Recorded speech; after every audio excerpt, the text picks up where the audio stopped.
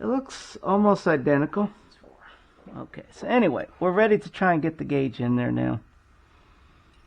Whoops. Okay, so we've got to get, as I recall, how did I get the other one in and out? I don't know now. No. Let me see if there's something I'm hitting there.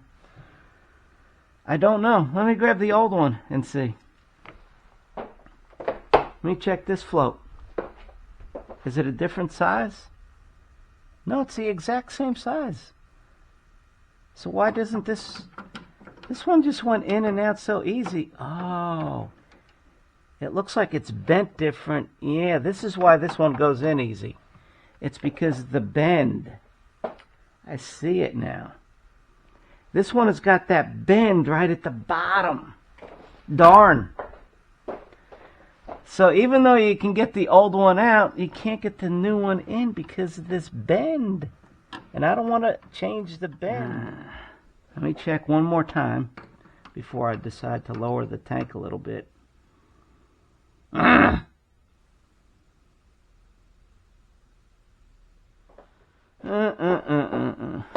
Okay. We'll try the lowering the tank method here. Darn it. Seal it up.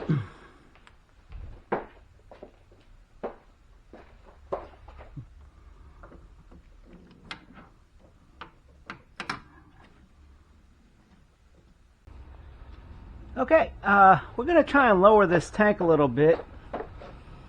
See if we can gain access to put in our fuel sender. 1978 Datsun 280Z. Have to keep mentioning that because somebody will ask. Anyway, let's take out these. I've already got the tank practically empty, but right now I'm just going around loosening things. I'm going to do this next.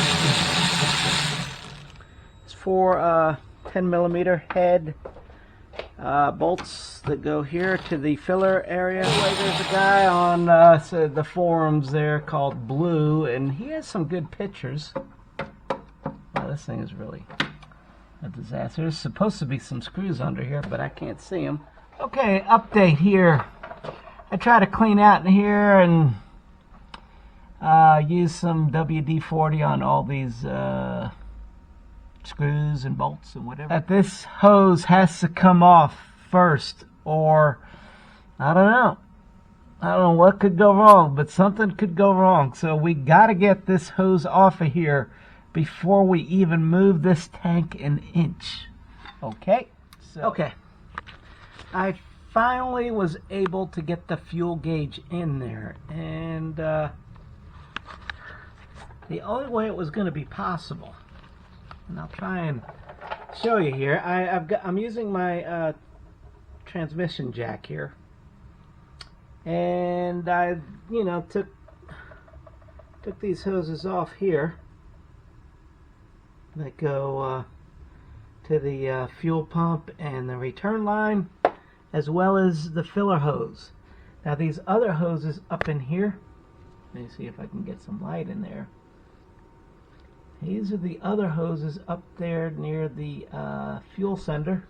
I can't seem to find a good view, but I didn't disconnect those hoses because I wasn't going to completely drop the tank. But I did have to drop it, maybe 10 inches here. And then, let me hit this button again. Let me put my headlight on so you can see what I'm doing here. And then I was able to squeeze the fuel sender that MSA sent me, and there's no way I could have got it through the access hole at the top there. It's got this, if it was really the original OEM, yeah, but this aftermarket with the special bend in the wire, I was able to squeeze through this hole or this access to here. This is not a hole, but I had to lower the tank in order to gain access. And then I was able to position it in there. Now let me go around to the front, or actually to the rear, and you know, I took a lot of stuff loose that I didn't even have to take loose. But here's my access hole, and there's the new fuel pressure sender in there. And I didn't put the clamp on it yet. You can see those two vent hoses I'm leaving hooked up. Now, of course, if you completely drop the tank, you're going to have to take those hoses loose. Okay, so anyway, I'm going to now raise back up the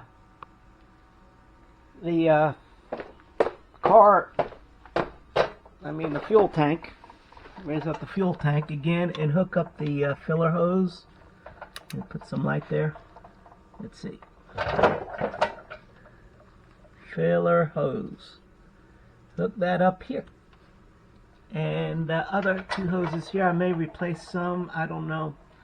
But for the meantime, I got to get this thing sealed up again as quick as possible. If I want to do some other work to this, you know, I'll do that. Anyway, there's been some write-ups, and boy, a lot of people leave out things you got to do. And that's why maybe this video will at least show you a little bit more. A little bit more than what other people are showing you. Yeah.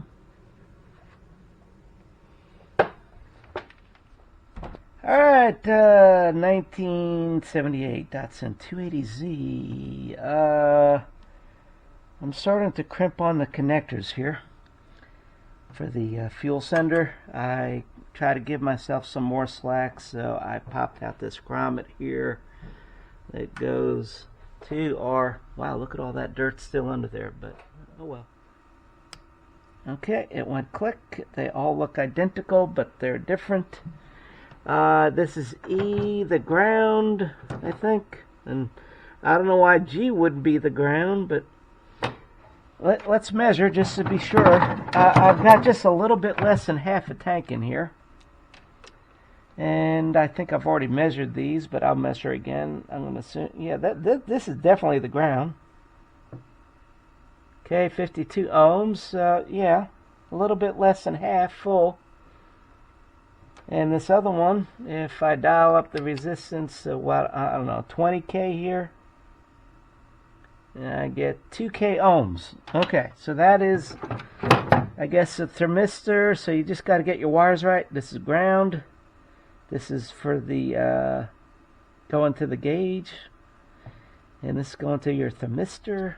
So, I'm backwards, okay. Anyway, this will finally conclude, I think, here to show what a full tank of gas looks like now with the new fuel sender in there. And I'm going to turn on the key first. Remember, it's a full tank now. And this is full tank, key on, engine not running yet. And you can see it's practically on full, but it's not exactly, well, it's pretty darn close. But with the engine running, it's I think it goes beyond full, just a little bit.